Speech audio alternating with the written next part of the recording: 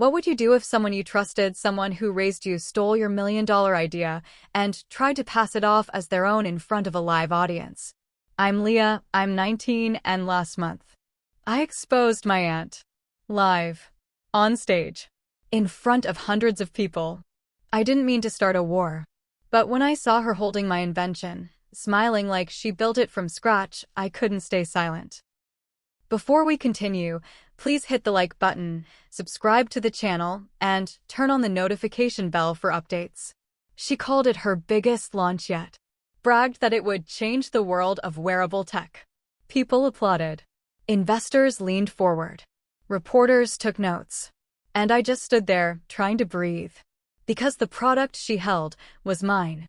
Every stitch, every line of code, every fiber of cooling tech, I created it. And she knew that. She'd seen me building it in our garage. She watched me spend nights hunched over my laptop, soldering parts until my hands cramped. She even asked me about the tech, said she was so proud.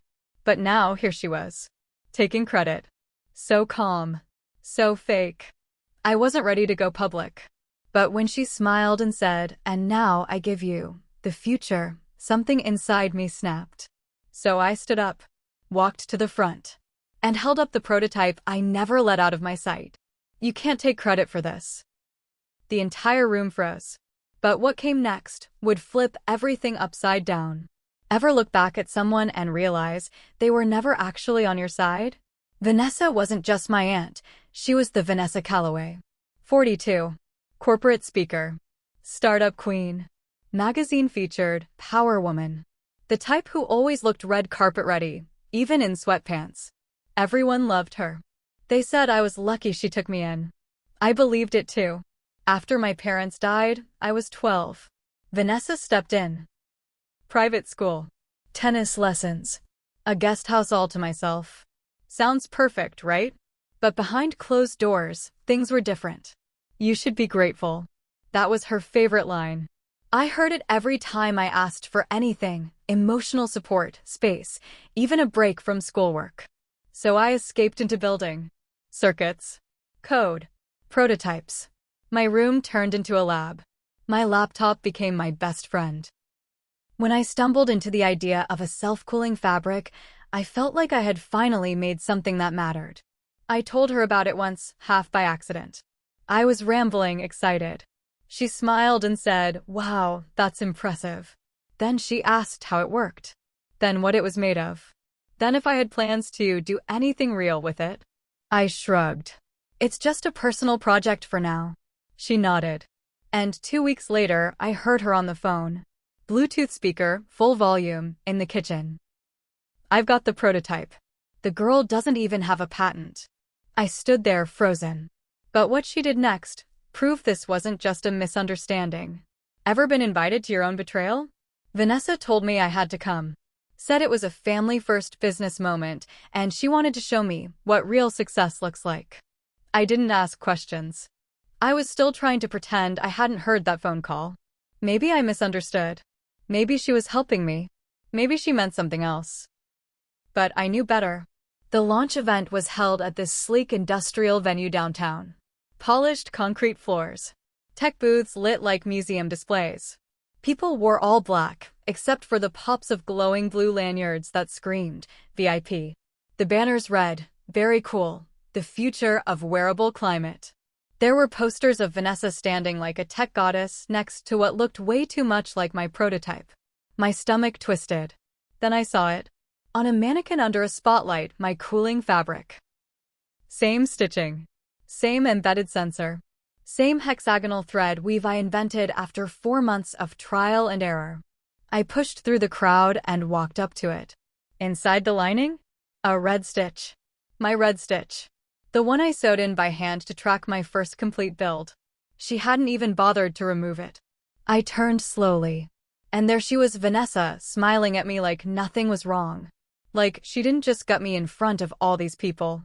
She leaned close and whispered, "You should be proud. This is going to change everything."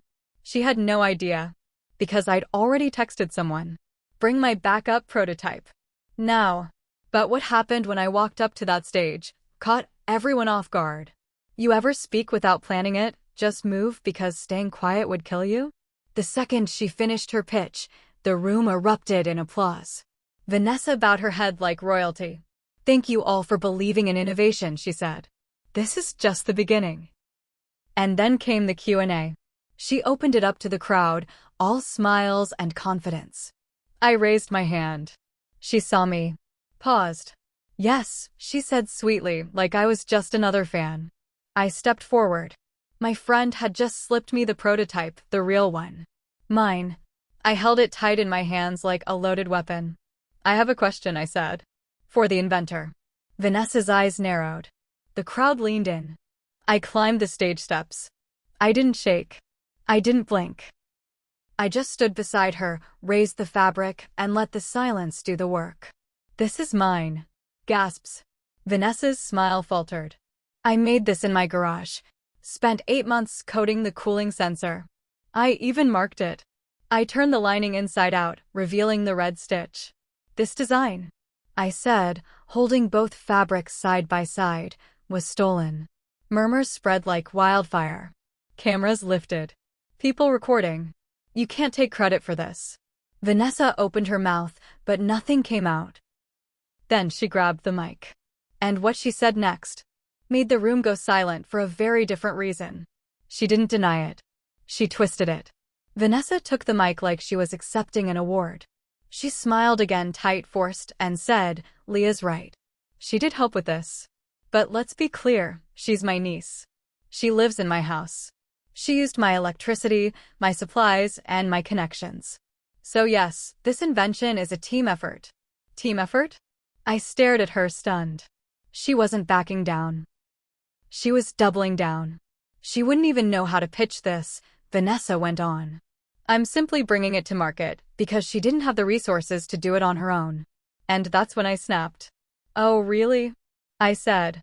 I built this in my garage at night while you were out posting yoga reels. You weren't in the lab with me. You didn't even ask how it worked until I'd already finished it.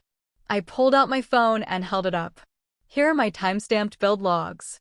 Draft files. Test videos from last year. Check the metadata. Then someone unexpected stood up.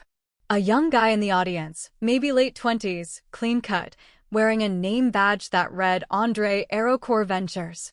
She pitched that exact design to me last week, he said. Said it was her solo project. Told me her niece was just an inspiration. Vanessa's face collapsed. And right there, in front of everyone, the narrative shattered. People started clapping. But I barely heard it. Because that's when a woman in a suit tapped my shoulder and said, You need to take this call. Right now. I stepped outside, heart pounding, still holding the prototype like it might vanish. The woman handed me her phone. Patent attorney, she whispered. He was watching the live stream. I put the phone to my ear. Leah, the voice said. I saw what happened. I'm going to help you protect your work, immediately. You've got everything we need to file. Within 48 hours, my patent was submitted. Not only that, but with my professor's support and Andre from AeroCore backing me, I had a real shot at launching my invention. Under my name. Vanessa? She tried to sue for partial ownership.